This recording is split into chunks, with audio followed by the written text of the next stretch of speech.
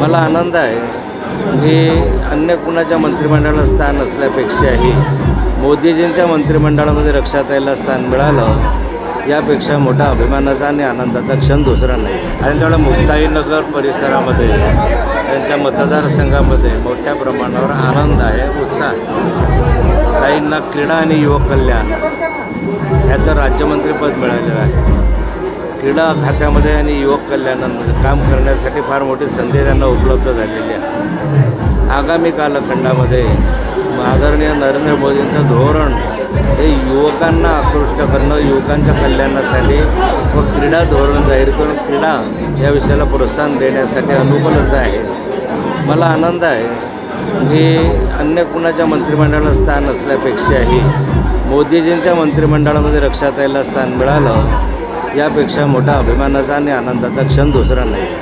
हो, अपेक्षा होती तुम्हाला ताईंना मंत्रिपद मिळेल अशी?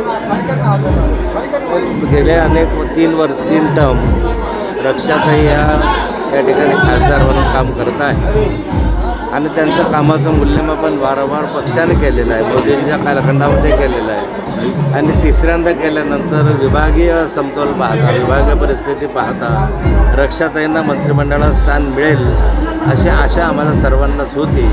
आणि त्याप्रमाणे भारतीय जनता पार्टीच्या सर्व कार्यकर्त्यांनी, नेत्यांनी विश्वास ठेवला आणि मोदीजींच्या मंत्रिमंडळामध्ये रक्षाताईंना स्थान मिळालं. हो, काय अपेक्षा आहेत रक्षाताईंकडनं कामाच्या संदर्भामध्ये आपल्या?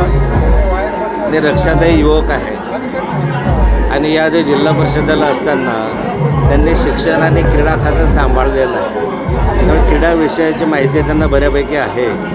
युवकांच्या कल्याणासाठी योजना युवक म्हणून त्या पुढाकार घेऊन करतील आणि युवकांना या ठिकाणी वेगवेगळ्या दृष्टिकोनातनं, रोजगाराच्या दृष्टिकोनातनं असेल, खेळाच्या दृष्टिकोनातनं अशा ज्या युवक कल्याणाच्या गोष्टी आहेत त्या करण्यासाठी त्या प्राधान्य देतील असं मला वाटतं.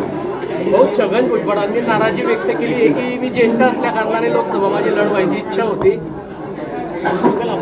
छगन भुजबळ साहेबांना राज्यसभेमध्ये जायची इच्छा होती असं त्यांनी आपलं वक्तव्य केलेलं आहे. मला वाटतं भुजबळ साहेब सिनियर आहेत आणि गेले अनेक वर्ष ते सातत्यानं राजकीय क्षेत्रात चांगलं काम करत आहे. अशा ठिकाणी राज्यसभा जाण्यासाठी इच्छा असणं काही गैर नाही आहे. शेवटी पक्षाचा निर्णय अंतिम असतो. भाऊ, रक्षाताईंनी मत व्यक्त केलेलं आहे की तुम्ही आणि गिरीश भाऊ एकत्र आले तर जिल्ह्याची ताकद वाढेल. जरा सर्वजण एकत्र आले तर ताकद वाढते. महाराष्ट्रातील सर्व बातम्यांचे विश्वासार्ह व्यासपीठ, सकाळच्या सर्व सोशल मीडिया प्लॅटफॉर्मला लाईक, फॉलो आणि सबस्क्राईब करा. तसंच सर्व नोटिफिकेशनसाठी बेल आयकॉन प्रेस करायला विसरू नका.